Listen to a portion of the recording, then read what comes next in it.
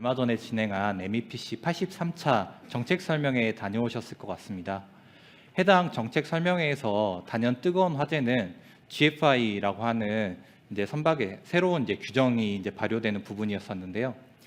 해당 정책 설명회가 끝나고 제가 사무실에 돌아와서 그럼 현재까지 나온 규정들을 보고 대략적으로 계산을 해보면 얼만큼의 탄소세가 증가를 할까라고 계산을 해봤더니 이게 유종이나 선박 크기만큼마다 좀 다르긴 하지만 대형 선박 기준 약 연에 100만 불에서 한 150만 불 정도의 추가적인 비용이 발생하는 것을 확인할 수가 있었습니다. 이렇듯 선박의 탄소 관리라고 하는 부분이 이전에는 선택적인 사항이었다면 앞으로는 필수적인 사항으로 바뀔 거라고 생각을 합니다. 그래서 저는 오늘 여러분들과 함께 성능 분석을 통한 데이터 기반의 탄소 관리 전략이라고 하는 부분에 대해서 여러분들께 설명을 드리도록 하겠습니다. 그럼 발표 시작하겠습니다. 제가 오늘 발표 드릴 부분은 크게 세 가지인데요. 첫 번째는 데이터 기반의 탄소 저감 기술의 필요성에 대해 설명을 드리고, 두 번째는 선박의 운항 성능 기반의 탄소 관리 방법, 그리고 세 번째로는 탄소 배출량 데이터 최적 관리 방법을 설명드리고 마무리를 하도록 하겠습니다. 먼저 기업 소개에 대해 간단하게 진행하도록 하겠습니다. 저희 랩 오투어는 디지털로 해양을 혁신하자라고 하는 미션을 가지고 2015년도부터 비즈니스를 시작했습니다. 그래서 현재까지 편리하고 신뢰할 수 있는 해양 디지털 서비스를 제공하기 위해 다양한 서비스들을 개발하고 있습니다. 고객사에서 레보투원 그리고 저희가 개발하고 있는 베슬링크라고 하면은 많이들 생각을 해주시는 게 도메인 지식을 굉장히 좀 잘 알고 있고 저희 도메인에서 겪고 있는 문제들을 잘 해결해주는 하나의 솔루션이다라고 평가를 많이 해주시는데요. 그렇게 평가를 받는 이유 중에 하나는 저희의 인력 구성에 있다라고 생각을 하고 있습니다. 저희는 크게 두 개의 전문가 그룹으로 되어 있는데요. 첫 번째는 승선 경험이 있거나 해운사 경력을 가지고 있는 해양 전문가 그룹이 있고요. 두 번째로는 이렇게 해양 전문가 그룹에서 기획한 솔루션을 소프트웨어로 개발을 해주시는 IT 전문가 그룹이 있습니다. 그래서 현재는 약 50여 분의 동료분들과 함께 디지털 기술을 통해 해운 산업에 기여하고 해양을 혁신하고자 다양한 노력들을 진행하고 있습니다. 그래서 저희의 이런 노력을 많은 고객사분들께서 좀 좋게 생각을 해주셔서 현재는 약 600여 척 이상의 선박 그리고 30개 이상의 해운사에서 저희 서비스인 베슬링크라고 하는 솔루션을 사용을 해주고 계십니다. 그래서 저희 또한 이러한 고객사의 니즈에 발맞추기 위해서 세계 최고 수준의 서비스 품질과 가격 경쟁력을 확보하고자 관련된 기술들을 개발하고 있습니다. 두 번째로 데이터 기반의 탄소 저감 기술의 필요성에 대해서 설명을 드리도록 하겠습니다. 여기 뒤에 보이시는 큰 컨테이너선이 있는데요. 저는 저 컨테이너선에서 1등 기관사로 일한 경험을 가지고 있습니다. 당시에 제가 이 발표 자료를 만들면서 뭔가 제가 예전에 승선했던 사진을 이렇게 좀 넣어놓고 싶어가지고 이렇게 사진들을 막 찾아봤는데요. 찾아보다 보니까 제가 너무 깨끗한 작업복을 입고 찍은 사진들밖에 없어서 아까 앞에 MS 박 이사님께서 말씀해주신 대로 저희 챗 GPT한테 제 사진을 넣어주면서 조금 더 극적으로 표현을 해달라고 해봤습니다. 그렇게 했더니 이렇게 많이 극적으로 표현을 해줬는데요. 제가 승선할 당시에만 해도 선박의 에너지 효율 관리 계획서라고 하는 심프라고 하는 항목이 막 도입이 됐던 시기였습니다.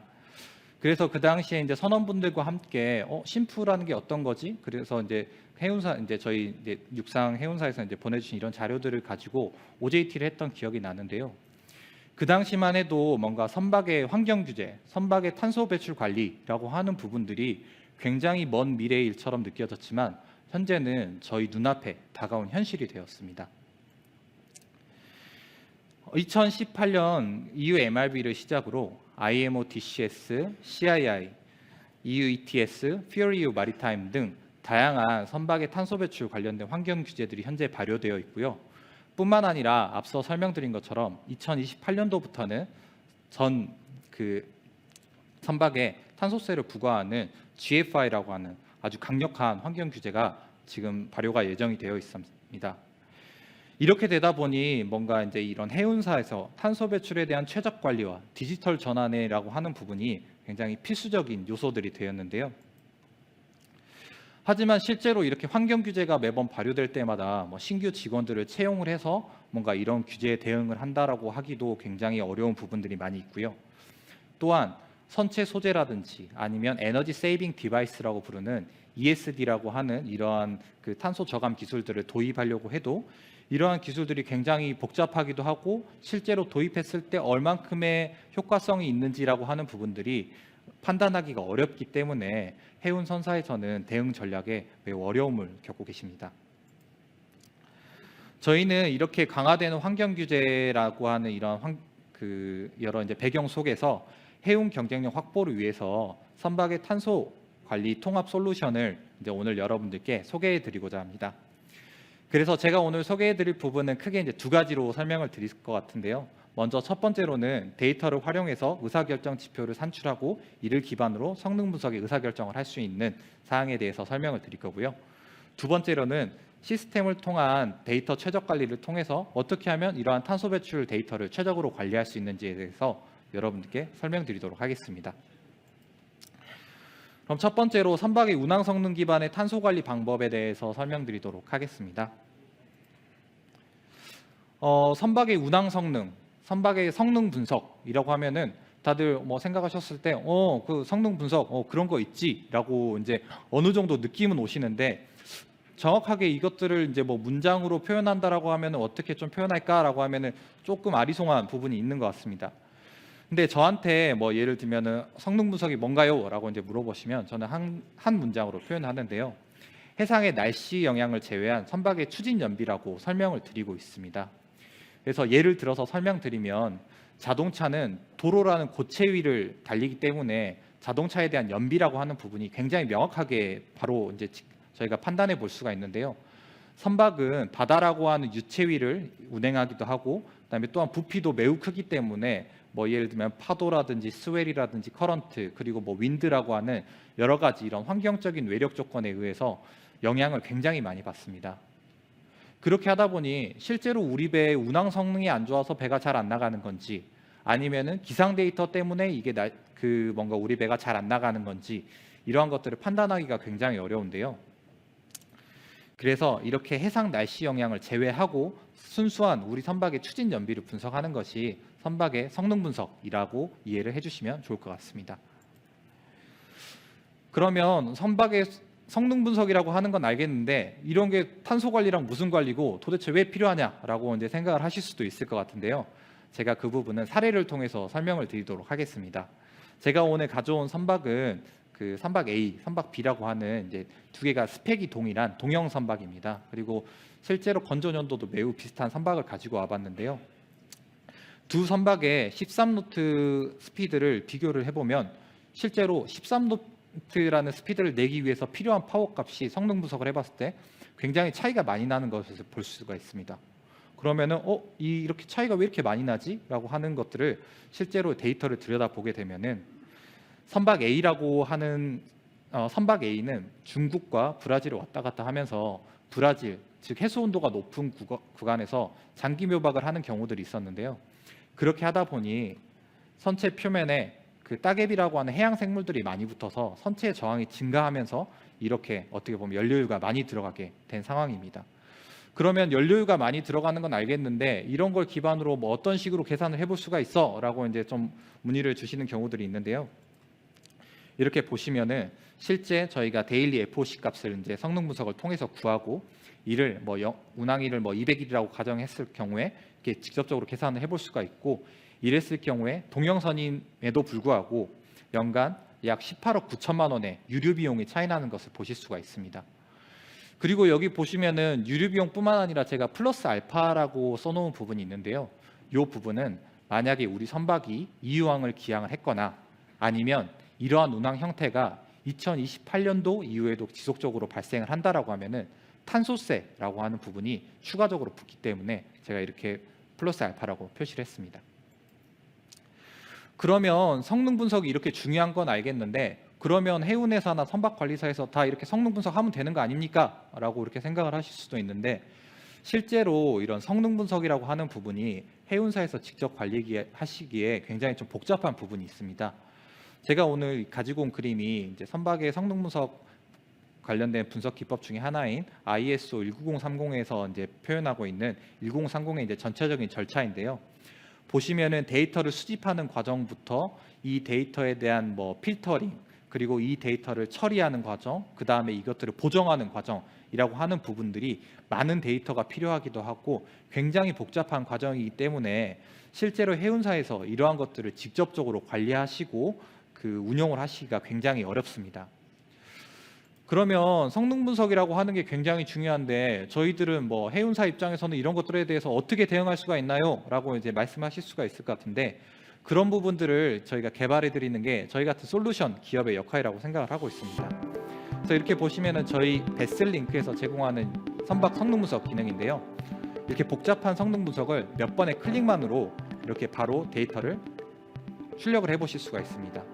또한 이러한 데이터를 선박의 이제 시간 단위로, 이제 시계열 단위로 이렇게 보여줌으로써 보실 수가 있고요. 그 이외에도 스피드 파워 커브, DFOC 커브 같은 자료들과 그다음에 이러한 성능 분석이 나오게 된 결과에 대한 통계 분석 자료들도 한눈에 보실 수가 있습니다.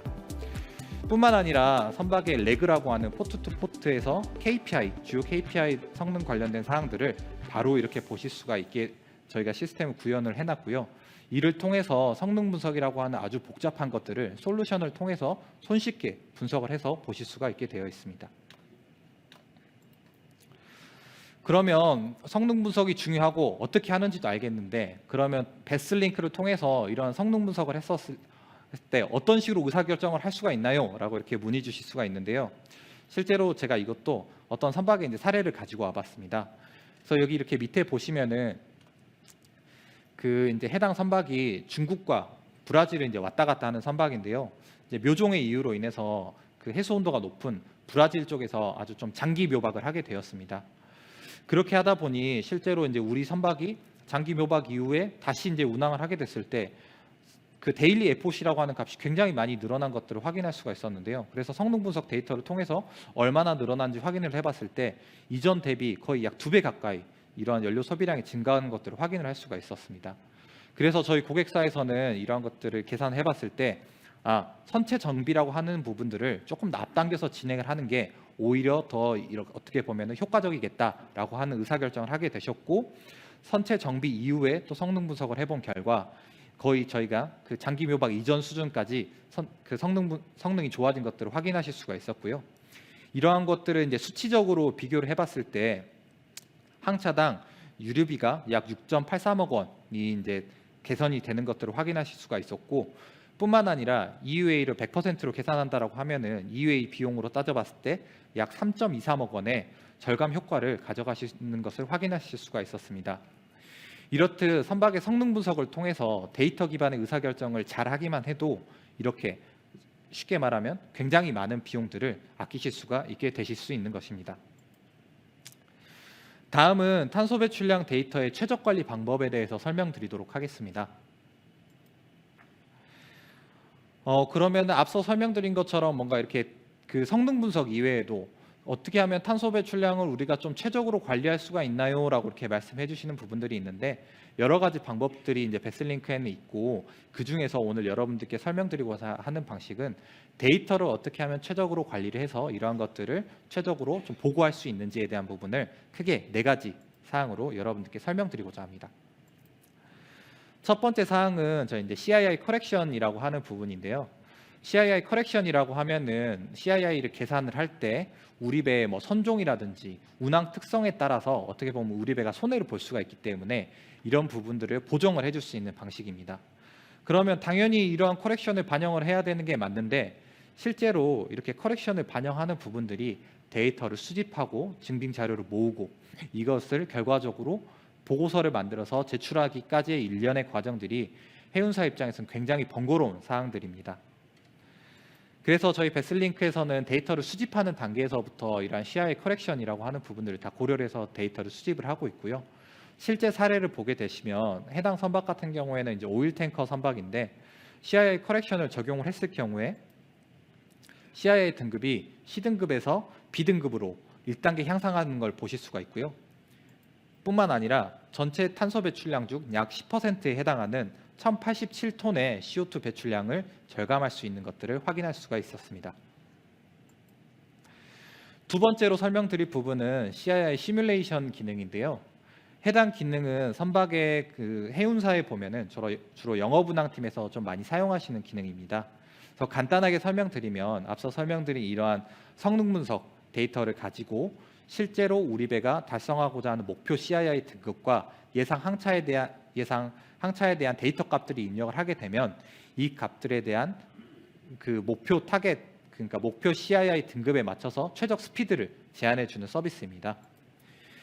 그래서 이제 선박 그 베슬링크를 통해서 수집되는 데이터는 실시간으로 시스템에 쌓이고 이렇게 시뮬레이션에 이렇게 반영이 되게 되어 있고요.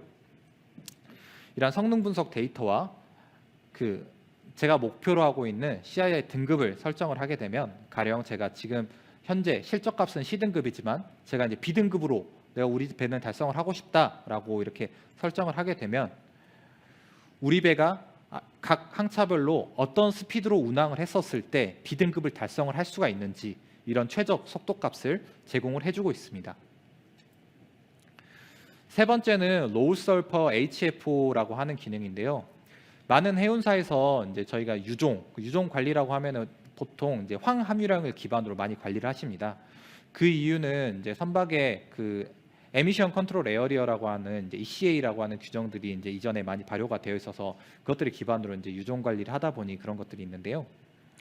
실제로 하지만 이런 탄소 배출 관련된 환경 규제에서는 황함유량이 아닌 비중과 점도를 기반으로 이렇게 유종을 구분하게끔 되어 있습니다.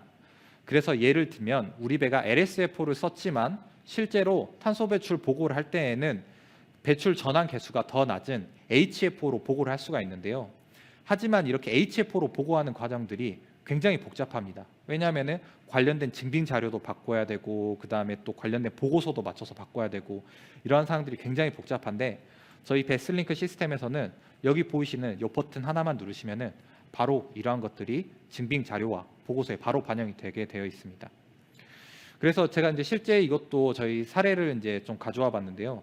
저희 이제 고객사 기준 이 EU ETS를 뭐 100%로 적용한다라고 했었을 때 이 버튼 하나를 눌렀을 때 그 선대 관련해서 연간 약 1억 1,300만 원의 절감 효과를 가져갈 수 있는 것들을 확인할 수가 있었습니다. 마지막 네 번째로는 EU 항구 도착 시점 최적화 기능인데요. 잘 아시겠지만 EU 관련된 환경 규제에서는 EU가 아닌 국가에서 EU 국가로의 운항하는 항차에 대해서는 50%를 감면해주는 그런 규제들이 있습니다. 하지만 실제로 저희 고객사에서는 이렇게 어떻게 보면 EU항을 도착하고 나면 이게 100%가 되는데 EU항을 이제 도착했을 때 시점이 아닌 어떻게 보면 그 앞서서 묘박하는 시점에서 어라이벌을 하시는 경우가 있었는데요. 그렇게 하다 보니 이 묘박 구간부터 벌싱을 하는 구간까지 이렇게 시프팅하는 구간에서의 실제 배출량이 100% 보고가 되게 되는 경우가 있었습니다.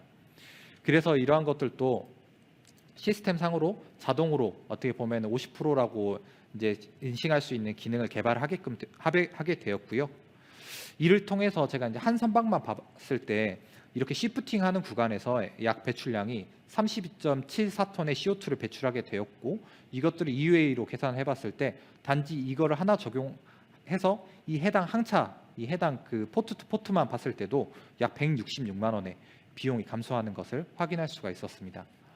이렇듯 뭐 에너지 세이빙 디바이스 그리고 뭐 여러 가지 그 친환경 관련된 기술들이 많이 있지만 데이터를 어떻게 잘 관리하고 잘 보고하느냐에 따라서도 이렇게 쉽게 말하면은 그 저희가 비용을 바로 세이브할 수 있는 여러 가지 기술들이 제공되고 있습니다. 마지막으로 정리하도록 하겠습니다. 얼마 전에 제가 이제 뉴스를 봤는데요. 이제 4월달에 그 서울에 이제 눈이 내렸다라고 합니다. 이게 약 118년 만에 이렇게 눈이 내렸다라고 하는데 그렇게 하다 보니 눈과 벚꽃을 함께 볼 수 있는 진귀한 풍경이 이제 생겼다라고 하는데요. 제가 이렇게 매년 그 계절을 이렇게 지날 때마다 굉장히 뭔가 이러한 환경 변화라는 게 저한테도 굉장히 체감이 많이 됩니다. 날씨가 굉장히 많이 더워지고 봄과 가을이 없어지고 이렇게 되고 있는데 이러한 것들을 수치상으로 비교해 보면은 그 상승이 굉장히 더 가파릅니다. 이에 따라서 국제해사기구인 IMO에서는 넷제로라고 하는 목표에 맞춰서 다양한 더 강력한 환경 규제들을 발효를 예고를 하고 있고요. 당장 2028년도에 발효될 GFI라고 하는 환경 규제만 봤을 때도 연평균 100억 달러 이상의 탄소세를 이제 저희가 부담해야 되는 시기가 도래하게 되었습니다. 이래서 이렇듯 우리 선박에 그리고 우리 선대의 탄소 배출을 어떻게 관리하느냐에 따라서 이러한 것들이 해운사의 경쟁력과 직결되는 상황이 되게 된 것입니다. 그래서 저희 같이 이제 이 관련된 솔루션을 개발하는 기업과 우리나라의 이런 우수한 그 해운 기술들을 잘 접목시켜서 좋은 시스템을 개발하고 이를 해운 업무에 도입할 수 있다라고 하면은 어떻게 보면 저희가 이러한 위기를 기회로 좀 극복할 수 있는 시기가 될 수 있지 않을까라고 생각을 하고 있습니다. 마지막으로 정리해 보면 2050년 탄소 중립을 목표로 IMO에서는 더 강력한 환경 규제들을 예고를 하고 있습니다. 그래서 이렇게 탄소 배출 그리고 탄소 이런 배출을 관리하고 업무를 최적화하는 부분이 해운 경쟁력과 직결되는 이제 시기가 되었는데요. 저희 랩오투어는 베슬링크라고 하는 솔루션을 통해서 운항 성능 기반의 탄소 관리 서비스, 다양한 기능을 통한 탄소 최적 관리 지원, 디지털 도구를 통한 업무 효율화를 통해서 고객분들이 데이터 기반의 의사결정을 하시고 이를 통해서 최적으로 탄소 배출을 관리하고 운용을 하실 수 있게끔 도와드리도록 하겠습니다. 뿐만 아니라 다수 고객 기반의 가격과 품질 경쟁력을 통해서 업계 최고의 서비스 가치를 제공해 드리도록 하겠습니다.